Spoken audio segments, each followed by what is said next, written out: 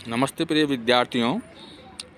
कल अपन ने कर्मधारय समास पढ़ा था और आज का अपना जो समास है वह समास है द्वंद्व समास। देखो, सबसे पहले तो अपन को ये जानकारी होनी चाहिए कि द्वंद्व समास किसको कहते हैं। तो द्वंद्व समास की परिभाषा में कहा जा सकता है कि वह समास जिसके दोनों ही पद प्रधान होते हैं द्वंद्व समास कहलाता है। यानी द्वंद्व समास के दोनों ही पद प्रधान माने जाते हैं। और भी कहा गया है कि द्वंद्व समास में परस्पर साभिप्राय पदों के मध्य में च का प्रयोग होता है। यानी कि इसमें जितने भी पद आते हैं उन प्रत्येक पदों के बीच बीच में जो है च अव्यय का प्रयोग किया जाता है। इसमें दोनों ही पदों की प्रधानता होती है, इसलिए इसे उभय पदार्थ द्वंद्व समास कहते हैं। यानी कि इसके दोनों ही पद प्रधान माने जाते हैं, इसलिए इसको जो है उभय पदार्थ द्वंद्व समास भी कहा जाता है। और जब आप इस समास में समास विग्रह करोगे तो समास विग्रह में जितने भी पद आएंगे प्रत्येक पद के बाद में आपको जो है च का प्रयोग करना होगा। द्वंद्व समास में विग्रह करते समय च अव्यय का प्रयोग किया जाएगा और द्वंद्व समास का समस्त पद लगभग द्विवचन या बहुवचन में होता है। द्वंद्व समास का जो समस्त पद आप बनाओगे तो पूर्व पदों की विभक्तियों का लोप कर दोगे और फिर सभी पदों को मिलाकर एक पद बना दोगे। अब जो एक पद होगा उस पद में आप या तो द्विवचन का प्रयोग करोगे या तो बहुवचन का प्रयोग करोगे।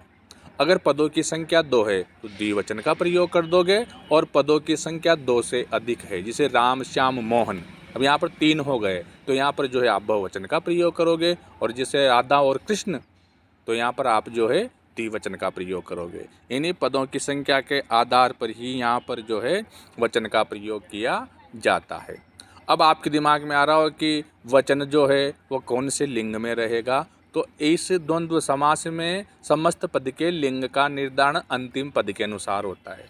यदि अंतिम पद पुल्लिंग है तो पुल्लिंग में आप द्विवचन बहुवचन का प्रयोग करोगे। यदि अंतिम पद जो है स्त्रीलिंग है तो फिर आप जो है द्विवचन या बहुवचन का प्रयोग जो है स्त्रीलिंग में करोगे। यदि अंतिम पद नपुंसक लिंग है तो फिर आप जो है समस्त पद में लिंग का निर्धारण नपुंसक लिंग द्विवचन या बहुवचन में करोगे।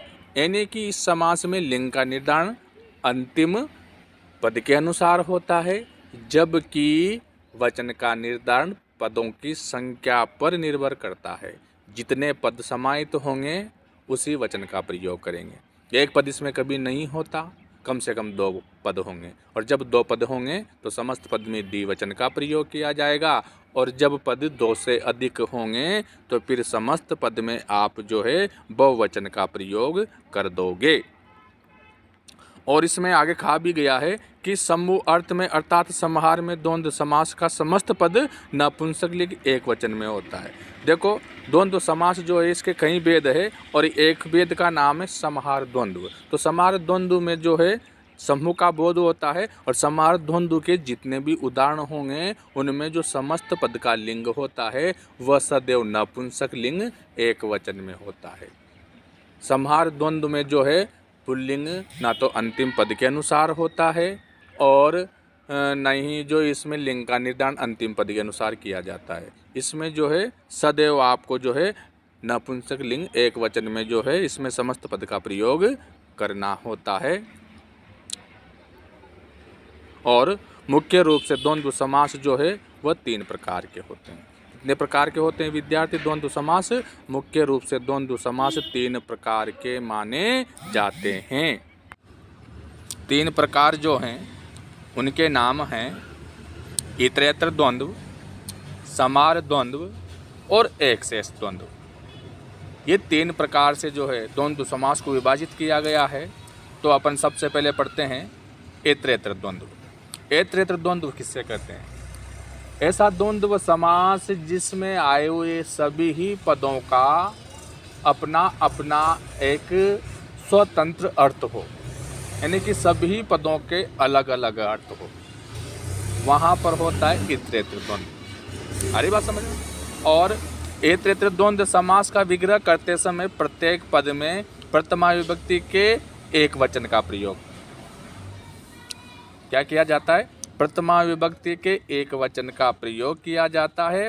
उसके पश्चात च अव्यय का प्रयोग होता है। यानी कि जितने भी पद होंगे उन सभी पदों में आप प्रथमा विभक्ति के एक वचन का प्रयोग करोगे। अब वो पद पुल्लिंग में होंगे तो पुल्लिंग में कर दोगे, स्त्रीलिंग में होगा तो स्त्रीलिंग में कर देंगे, और नपुंसक लिंग में होगा तो नपुंसक लिंग में अपन प्रथमा विभक्ति के एक वचन का प्रयोग कर देंगे, और बाद में जो है च अव्यय का प्रयोग किया जाता है। और ये जो इसमें समस्त पद होता है वो मुख्य रूप से द्विवचन या बहुवचन में माना जाता है। ये बात मैंने आपको पहले भी बताया।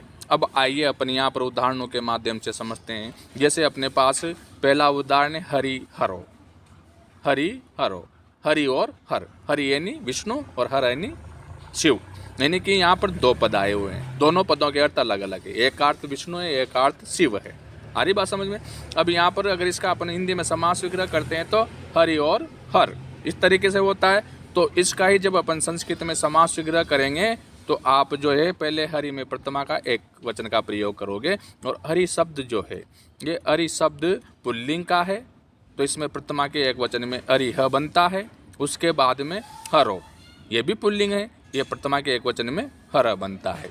और फिर दोनों के बाद में अपन च अव्यय का प्रयोग कर देंगे, अर्थात समास विग्रह होगा हमारा हरि चह हरच, हरि चह हरच। उसी प्रकार से यदि आपको समस्त पद बनाना है तो समास विग्रह को देखेंगे। जैसे आपके पास आया हुआ है शिव च केशव च, शिव च केशव च, तो यहाँ पर जो है दोनों ही पदों की विभक्तियों का लोप कर देंगे और अपने पास शब्द बनेगा शिव केशव। क्या बनेगा विद्यार्थियों? शिव केशव। अब शिव केशव जो है इसमें आपको वचन और लिंग का प्रयोग करना है, तो लिंग का निर्धारण तो अंतिम पद के अनुसार होगा। अंतिम पद जो है केशव है, केशव पुल्लिंग है, केशव कृष्ण को कहा गया है, तो यहाँ पर जो है अंतिम पद पुल्लिंग है और इसमें पदों की संख्या 2 है। तो पुल्लिंग में द्विवचन का रूप केशव, राम की तरह रूप चलेंगे, जैसे रामो बनता है वैसे अपने शिव केशव यहाँ पर कर दिया। तो इस प्रकार से आप जो है इसका समस्त पद भी बना सकते हो। जैसे अगला उदाहरण है राम व्रत लक्ष्मणा, राम व्रत लक्ष्मणा, तो इसका समास विग्रह हो जाएगा रामच्च भरतश्च लक्ष्मणश्च। उसी प्रकार से शब्द आ गया माता च पिता च, माता च पिता च, तो इसका समस्त पद जब आप बनाओगे तो दोनों विभक्तियों का लोप करके माता पितरो क्या बन जाएगा? माता पितरो, द्विवचन का रूप हो जाएगा। उसी प्रकार से अगला उदाहरण है हेमंतः च शिशिरः च वसंतः च। यहाँ पर ये 3 जो है ऋतुओं का यहाँ पर नाम आया हुआ है, और ऋतु हमेशा पुल्लिंग की मानी जाती है, तो अपन सभी विभक्तियों का लोप करेंगे और अपने पास समस्त पद बनेगा हेमंत शिशिर वसंत, हेमंत शिशिर वसंत। अब यहाँ पर जो है पदों की संख्या 3 है और अंतिम पद पुल्लिंग आया हुआ है, इसलिए बहुवचन में आपने यहाँ पर जो है राम की तरह रामा बनता है, वैसे हेमंत शिशिर वसंता रूप बना दिया। उसी प्रकार सीता गीते, सीता गीते, यानी कि इसमें 2 पद है सीता और गीता, तो अपने समास विग्रह में कर दिया सीता च गीता च। उसी प्रकार से राम च केशव च से हम समस्त पद बनाएंगे राम केशव। उसी प्रकार से मान लीजिए उदाहरण आ गया भीम अर्जुनो, तो यहाँ पर 2 पद है, एक तो भीम है और एक अर्जुन है, दोनों में प्रथमा का प्रयोग करके करेंगे भीम च अर्जुन च। उसी प्रकार से सीतारामो, सीता च राम च। उसी प्रकार से सूर्य चंद्रो, सूर्य च चंद्र च। उसी प्रकार से सुखम च दुखम च, सुखम च दुखम च का समस्त पद बनाना है अपन को, तो देखेंगे यहाँ पर सुखम च दुखम च, तो यहाँ पर एक सुख है और एक दुख है, दोनों ही नपुंसक लिंग हैं। दोनों ही क्या है विद्यार्थियों? नपुंसक लिंग है। यहाँ पर अपन इसकी विभक्ति का लोप करेंगे तो शब्द बन जाएगा सुख दुख। अब सुख दुख बनने के बाद में इसमें लिंग का प्रयोग करना है, तो यहाँ पर 2 पद है। अब अपन ने यहाँ पर ये जो उदाहरण में आया हुआ है सुख दुखम शब्द, ये गलत है, उदाहरण बनेगा सुख दुखे। क्या बनेगा विद्यार्थियों? सुख दुखे, द्विवचन का प्रयोग, फले फले, फल की तरह रूप चलेंगे, फले होता है तो यहाँ पर दुखे हो जाएगा। उसी प्रकार से अगला उदाहरण है लाभा अलाभो, लाभा अलाभो, इसका समास विग्रह करेंगे तो इसमें 2 पद है, एक लाभ है और एक अलाभ है, तो यहाँ पर जो है विग्रह हो जाएगा लाभः च अलाभः च, लाभः च अलाभः च। उसी प्रकार से अगला उदाहरण है जय च अजय च, तो जब इसका समस्त पद बनाएंगे तो समस्त पद बन जाएगा जयाजयो। क्या बन जाएगा विद्यार्थियों? जयाजयो। जय में अजय जोड़ेंगे तो दीर्घ संधि होकर जयाजयो हो जाएगा, और ये पुल्लिंग का रूप है, द्विवचन में राम की तरह रूप चलेंगे तो औ की मात्रा लग जाएगी, जयाजयो हो जाएगा। उसी प्रकार से अगला उदाहरण है अपना धर्म च अधर्म च। तो दोनों की विभक्तियों का लोप करेंगे, शब्द बन जाएगा धर्म अधर्म, धर्म अधर्म, धर्म अधर्म, और धर्म अधर्म जो इसमें द्विवचन का रूप करेंगे धर्म अधर्म हो जाएगा। उसी प्रकार से अगला उदाहरण अहोरात्र, यानी कि अहो है नी अहन, अहन शब्द से अहो बना हुआ है, अहन यानी दिन होता है, रात्रि यानी रात्रि होता है।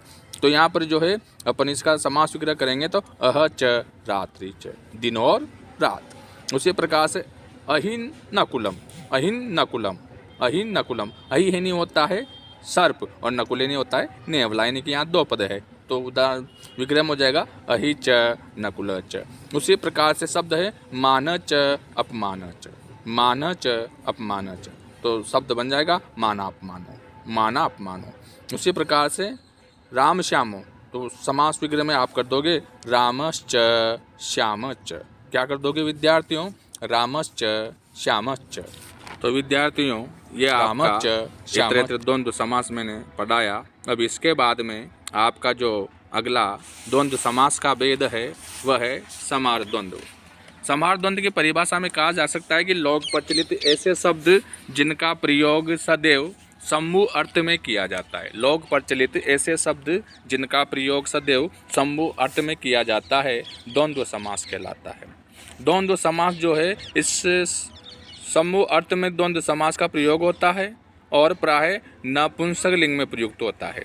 यह भी नपुंसक लिंग एक वचन में इसका प्रयोग किया जाता है, शब्द का प्रयोग किया जाता है, और इसमें जो है समास विग्रह करते समय दोनों ही पदों में प्रथमा विभक्ति का प्रयोग करके प्रत्येक पद के बाद में चव्य का प्रयोग करोगे, और बाद में यदि पदों की संख्या 2 से अधिक है तो तेसाम समाहार जोड़ दोगे, और यदि पदों की संख्या 2 है तो अनियो समारह जोड़ दोगे। ये विशेष तौर पे यहाँ पर याद रखना है। दोनों पदों में प्रथमा का प्रयोग करोगे और प्रथमा का प्रयोग करके प्रत्येक पद के बाद में चौवे जोड़ा जाएगा, और उसके बाद में जो है पदों की संख्या 2 से अधिक है तो तेसाम समाहारः जोड़ दोगे, और यदि पदों की संख्या 2 से कम है, पदों की संख्या 2 है तो अनियो समाहार जोड़ दोगे। जैसे उदाहरण के माध्यम से समझते हैं। उदाहरण पाणी पादम, पाणी यानी हाथ होता है, पादम यानी पैर होता है, यानी कि हाथ पैर। हाथ पैरों का प्रयोग अपन अधिकतर समूह अर्थ में करते हैं। अब यहाँ पर जो है हम इस पाणी पादम का समास विग्रह करेंगे तो पाणी, पाणी यानी कि हाथ, हाथ 2 होते हैं इसलिए यहाँ पर द्विवचन का रूप आएगा, और द्विवचन में हाथ का रूप बनता है पाणी, यानी कि छोटी ई की मात्रा बड़ी ई में बदल जाती है। उसके बाद में च जोड़ा अपन ने, फिर पाद यानी पैर, पैर भी यहाँ पर 2 होते हैं तो पैर के रूप जो है द्विवचन में पादो बनेगा, फिर च जोड़ दिया यानी कि पाणी च पादो च। अब यहाँ पर ध्यान देने योग्य बात है कि हाथ और पैर 2-2 होते हैं, दोनों, तो यहाँ पर संख्या हो गई हाथ पैरों की 4, इसलिए यहाँ पर पदों की संख्या जो है कितनी है? 4 है, इसलिए अपन ने यहाँ पर जोड़ दिया तेसाम समाहार। उसी प्रकार से अगला उदाहरण है सिरो गिरवम, सिरो गिरवम, सिर और गिरवा, गिरवा यानी गर्दन, सिर और गर्दन। तो यहाँ पर जो है गर्दन भी एक होती है और सिर भी एक होता है, इसलिए अपन ने समास विग्रह में प्रथमा के एक वचन का प्रयोग किया सिर च गिरवा च। अब यहाँ पर पदों की संख्या 2 है इसलिए बाद में अपन ने जोड़ दिया अनियो समारह। उसी प्रकार से इस प्रकार के उदाहरणों का जब आप समस्त पद बनाओगे तो कैसे बनाओगे? जैसे उदाहरण है वाक् च त्वक् च, वाक् च त्वक् च, वाक् च त्वक् च, अनियो समारह। तो यहाँ पर इसमें एक यानी वाक और एक है त्वक यानी त्वचा, वाणी और त्वचा। तो यहाँ पर दोनों ही पदों की विभक्तियों का लोप करके अब आप बनाओगे वाक त्वच, वाक त्वच। अब यहाँ पर मैंने कहा कि समस्त पद का प्रयोग हमेशा नपुंसक लिंग एक वचन में किया जाता है, इसलिए बाद में आप यहाँ पर महलंत जोड़ दोगे, शब्द बन जाएगा वाक त्वचम। उसी प्रकार से अगला उदाहरण है छत्रोपानम, छत्र यानी छाता हुआ, रूपान यानी जूतियाँ होती है, छाते और जूतियों का समूह। तो छत्रम च उपहाना उपानत च अनियो समाहार। तो छत्रम च उपहानात् च अन्यो समहार। इस प्रकार से विद्यार्थियों, ये आपके समहार द्वंद्व को मैंने समझाने का प्रयास किया है। और समहार द्वंद्व के बाद में जो अगला आपके समास बचता है द्वंद्व समास में, वह है एक शेष द्वंद्व समास। एक शेष द्वंद्व समास। तो देखो, एक शेष द्वंद्व समास किससे कहते हैं? तो एक शेष द्वंद्व समास उससे कहा जाता है कि लोक प्रचलित ऐसे स्त्रीलिंग और पुल्लिंग शब्द जिनका प्रयोग एक साथ किया जाता है और जब उनका समस्त पद बनाते हो तब एक ही पद शेष रह जाता है, तब वह कहलाता है एक शेष द्वंद्व समास। और इस प्रकार के उदाहरणों का समास विग्रह करते समय वही दोनों पदों में प्रथमा विभक्ति का प्रयोग करोगे, प्रत्येक पद के बाद में चव्य का प्रयोग करोगे, प्रत्येक पद के बाद में चव्य का प्रयोग करोगे। और समस्त पद बनाते समय इसमें हमेशा जो है पुल्लिंग शब्द शेष रहता है, स्त्रीलिंग शब्द जो हटा दिया जाता है और उस पुल्लिंग शब्द को प्रथमा के द्विवचन में लिख दिया जाता है। जैसे उदाहरण है पितरो, यानी कि यहाँ पर पितरो शब्द जो आया हुआ है, तो पितरो, ये पितरो द्विवचन का है, दो पिता तो हो नहीं सकते। इसका मतलब इस पितरों में एक कौन छिपी हुई है? माता। एक क्या छिपी हुई है? माता। तो इसका समास विग्रह होगा माता च पिता च। उसी प्रकार से है रामो। अब राम, दो राम तो है नहीं, राम तो एक होता है। इसका मतलब यहाँ पर जबकि रामो द्विवचन में आया, इसका मतलब दो है। यहाँ पर दो कौन है? एक सीता है और एक राम है, इसलिए समास विग्रह हो जाएगा सीता च राम च।